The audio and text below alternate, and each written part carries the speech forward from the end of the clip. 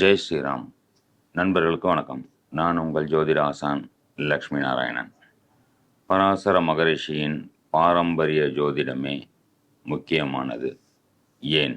இந்த பாரம்பரிய ஜோதிடத்தில் அனைத்து முறையிலையும் அப்படிதான் இருக்கும். இருந்தாலும் தாய் நம்மளுடைய புராதனமான ஆதி அந்தமான ஜோதிட முறை அப்படின்றது பாரம்பரிய ஜோதிட முறை. இதில் 12 பாவங்கள் உண்டு. எல்லாருக்கும் தெரியும், ஜோதிடத்தில் 12 பாவங்கள் உண்டு. முக்கியமாக 12 பாவத்தில் ஒரு பாவம் ஒரு விஷயமா குறிப்பிட்டிருக்காங்க.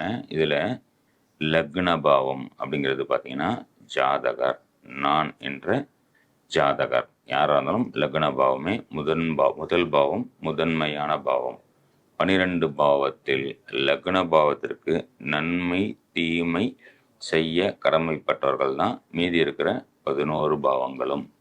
அப்போது லக்ன பாவம் அப்படின்னும் போது அங்கே 2 விஷயம் வரும். அது என்னங்க 2 விஷயம்னு கேட்குறீங்களா?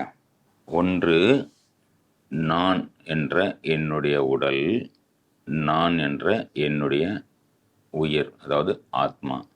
லக்னாதிபதி என்னும் என்னுடைய உடல், லக்ன நட்சத்திரம்னு ஒன்று வரும் இல்லையா? லக்ன நட்சத்திரம் ஸ்டார்ட் ஆகும் பாருங்கள். ஒரு லக்னத்துக்கும் லக்ன நட்சத்திரம் ஆரம்ப புள்ளி அப்படிங்கிறது தான் லக்ன நட்சத்திர முனை.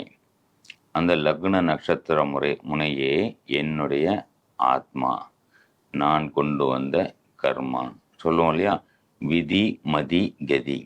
விதி என்றால் நான் கொண்டு வந்த கர்மா, மதி அப்படின்னா சந்திரன், அதாவது நான் கொண்டு வந்த கர்மா. லக்ன நட்சத்திர புள்ளி அப்படிங்கிற நான் கொண்டு வந்த கர்மாவை மதி என்னும் சந்திரன் தசா புத்தியின் மூலம் கதி என்னும் நிலைமை. கதி என்னன்னு சொல்லலாம், என்னுடைய நல்ல விஷயத்தை நான் அடையிறது அல்லது கெட்ட விஷயத்தை நான் அடையிறது. அதான் விதி மதி கதின்னு சொல்லப்படுற விஷயம். இதில் என்னுடைய விதி அப்படிங்கிற என்னுடைய நட்சத்திர புள்ளி, என்னுடைய ஜென்ம நட்சத்திர புள்ளி இல்லை, ஜென்ம சந்திரன் நிற்கிற நட்சத்திர புள்ளி கிடையாது. லக்ன நட்சத்திர புள்ளி, லக்ன நட்சத்திர புள்ளி. லக்னாதிபதின்றது என்னுடைய உடல் அனுபவிக்க வேண்டும். நான் கொண்டு வந்த கர்மாவை என்னுடைய மனதின் மூலம், தசாபுத்தியின் மூலம், இப்படின்றது தான் கான்செப்ட். சரிங்களா? இப்போது இந்த கர்மா லக்ன புள்ளின்னு ஒரு விஷயம் இருக்கு இல்லையா? இந்த லக்ன புள்ளி, இந்த கர்மா 3 வகையாக குறிப்பிட்டிருக்காங்க. இது எல்லாருக்குமே தெரியும். 3 வகையாக என்ன மாதிரி குறிப்பிட்டிருக்காங்க? ஒன்று, கர்மாவில் 3 வகை இருக்கு இல்லையா? அதில் சஞ்சித கர்மா, பிராரப்த கர்மா, ஆகாமிய கர்மா. சஞ்சித கர்மனா என்ன சொல்லலாம்? மிகப்பெரிய ஒரு பெட்டகம் மாதிரி சஞ்சித கர்மா. ஒரு ஆத்மாவும் பல பிறவிகளில் சேமித்து வச்ச நல்வினை தீய வினை இரண்டுத்தையுமே சேமித்து வச்சுருக்கோம். அதிலிருந்து ஒரு பார்ட்டை அனுபவித்து தீர்க்க வேண்டிய ஒரு பார்ட்டை, நல்வினை தீவினை இது ரெண்டுத்தையும் அனுபவித்து தீர்க்க வேண்டிய ஒரு பார்ட்டை இந்த ஜென்மத்தில் பிராரப்த கர்மாவாக கொண்டு வந்து கழிக்குது. அப்படி கழிக்கும்போது மேற்கொண்டு ஒரு சில விஷயத்த, நல்லது கெட்டது ரெண்டுத்தையும் சேர்க்கும் இல்லையா? இது ஆகாமிய கர்மாவாக கன்வெர்ட் ஆகி மறுபடியும் சஞ்சித கர்மாவில் போய் அந்த பேங்க் லாக்கர் மாதிரி போய் சேர்ந்து அடுத்த பிறவியை ஏற்குது. அப்போது நான் இந்த ஜென்மத்தில் எந்த கர்மாவை கொண்டு வந்தேன் என்று சொல்லும் இடம் எதுவென்றால் என்னுடைய லக்ன நட்சத்திர புள்ளியே. இது தெரியாமல் நம்ம வேறு எதை போய் பார்த்தாலும், நான் அதை பண்ணுறேன், நான் இதை பண்ணுறேன், அதை போய் பார்க்குறேன், அந்த முறையை போய் பார்த்தேன், இந்த முறையை போய் பார்த்தேன், நான் இந்த பரிகாரம் பண்ணுறேன், அந்த பரிகாரம்னா எல்லாமே நல்ல விஷயந்தான், தப்பு இல்லை. நான் யார்? ரமண மகரிஷி சொல்லியிருக்கார். என்ன சொல்லியிருக்கார்? நான் யார்? நான் யார்னா என்னது? என்னுடைய ஜென்ம நட்சத்திர புள்ளி. நல்லா ஞாபகம் வச்சுக்கிறேங்க. ஜென்ம நட்சத்திர புள்ளியே என்னுடைய கர்மா, நான் கொண்டு வந்த கர்மா. அப்படின்னும் போது என்னுடைய ஆத்மா யார்? என்னுடைய உடல் வெள்ளையாகலாம், கருப்பாகலாம், குண்டாகலாம், ஒல்லியாகலாம், லக்னாதிபதின்றது. ஆனால் நான் யார்? என்னுடைய கர்மா என்ன அப்படின்னு சொல்லப்படுற விஷயம்தான் என்னுடைய லக்ன நட்சத்திர புள்ளி. எல்லா மகான்களும், எல்லா முனிவர்களும், எல்லா சித்தர்களும் இதைத்தான் சொல்லியிருக்காங்க. ரமண மகரிஷி என்ன சொல்லியிருக்காங்க? அடுத்த ஆளை பற்றி உனக்கு என்ன கவலை? அவங்கவுங்க வேலையை பார்ப்பாங்க. உன்னை நீ பாரு, உன்னை நீ பிடி, நீ யாரு? உனக்குள்ள கேளு. உனக்குள்ள எங்கே கேட்க சொல்லியிருக்காரு? உன்னுடைய ஆத்மாவை கேளு அப்படின்னு சொல்லியிருக்காங்க. அதே மாதிரி ஒரு விஷயம் மட்டும் நம்மளை விட்டு போகாது. எது? நம்மளுடைய ஆத்மா, நம்மளுடைய உயிர். நம்மளுடைய உயிர் நம்ம போயிட்டா, நம்மளை விட்டு போயிட்டா, நாமளே அங்கே இல்லையே. மகா பெரியவர் என்ன சொல்லியிருக்கார்? நமக்கானது எதுவும் நம்மை விட்டு போகாது.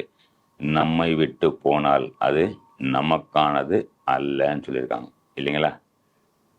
பரஞ்சோதி மகான் சொல்லியிருக்காங்க. என்ன சொல்லியிருக்காங்க? நானே நீ, நீயே நான், நானும் நீயும் நானே நீ சொல்லியிருக்காங்களா? ஓஷோ என்ன சொல்லியிருக்காங்க? 2 வழிகள் தான் உள்ளது என்பதை புரிந்து கொள்ள ஒரே ஒரு வழிதான் உள்ளது. ஒன்று, புற உலகில் நீ பெரியவன் என்று நிரூபிப்பது. 2வது, உள் உலகில் நீ ஒன்றுமில்லை என உணர்வது. இந்த விஷயந்தாங்க ஜென்ம லக்னமும் ஜென்ம லக்னத்தில் உள்ள நட்சத்திர ஆரம்ப முனையம்.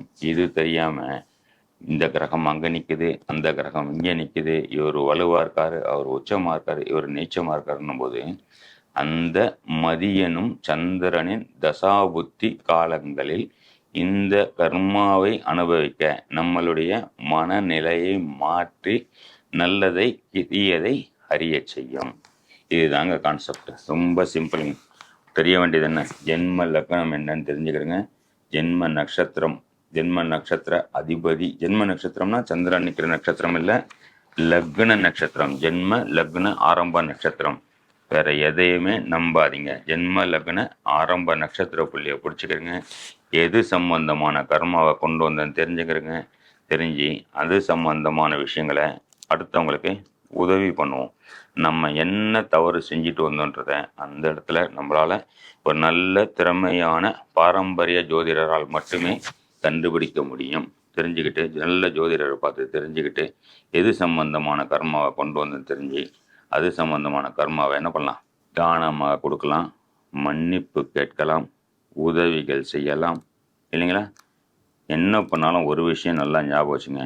கர்மாவை ஒரு காலம் அழிக்க முடியாது, ஆனால் கர்மாவை கரைக்க முடியும்.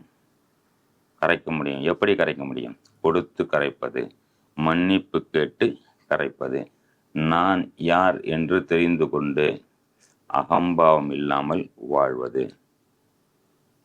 இன்னொரு முறையிலையும் பண்ணலாம். என்ன பண்ணலாம்? தியானத்தின் மூலம். ஒரு தியானம் பண்ணும்போது என்ன பண்ணுறோம்? ஒரு நிலைப்படுறோம். மனதை ஒரு நிலைப்படுத்துகிறோம். உடலுக்கும் ஆத்மா, ஆத்மான்பது உயிர், உயிர் தான் கர்மாவை கொண்டு வந்திருக்கு. அப்போது உடலுக்கும் ஆத்மாவுக்கும் உண்டான தொடர்பை சேர்ப்பது, அறுப்பது இரண்டுமே மனம், தசாபுத்தி என்னும் சந்திரனின் நிலை கொண்டே. அப்போது மனம் மறிக்க வேண்டும், மறக்க வேண்டும், மறிக்க வேண்டும், மனம் மரணிக்க வேண்டும். எப்போ? தியானத்தின் போது மனதை ஒருநிலைப்படுத்துவது. ஆத்மாவில், ஆத்மா என்னும் நெருப்பில் மனதை எரித்து நான் யார் என்பதை தெரிந்து என்னுடைய அகம்பாவத்தை எரித்து நல்ல ஜோதிடரின் மூலம் தெரிந்து கொண்டு, நம்மள ஏன் நல்ல ஜோதிடர் ஆக முடியாது? கண்டிப்பாக உங்களாலும் ஜோதிடர் ஆக முடியும். பாரம்பரிய ஜோதிடர் ஆக முடியும். நான் யார் என்றதை அறிந்து நல்ல விஷயங்களில் வெளியே வரலாம், நல்ல விஷயங்கள் செய்யலாம், அடுத்தவர்களுக்கும் நீங்கள் உபயோகமாக இருக்கலாம். வாருங்கள் நண்பர்களே, நம்மளுடைய அஸ்ட்ரோ நிவர்த்தியில் பாரம்பரிய ஜோதிட வகுப்பு நடந்து கொண்டிருக்கிறது. 3வது பேட்ச் விரைவில் ஆரம்பிக்கலான் இருக்கோம். விருப்பம் உள்ளவர்கள் கீழே உள்ள கான்டாக்ட் நம்பரில் ஃபோன் பண்ணி உங்களுடைய பெயரை பதிவு செய்து கொள்ளுங்கள் என்று கூறி விடைபெறுகிறேன். நன்றி, வணக்கம். ஜெய் ஸ்ரீராம்.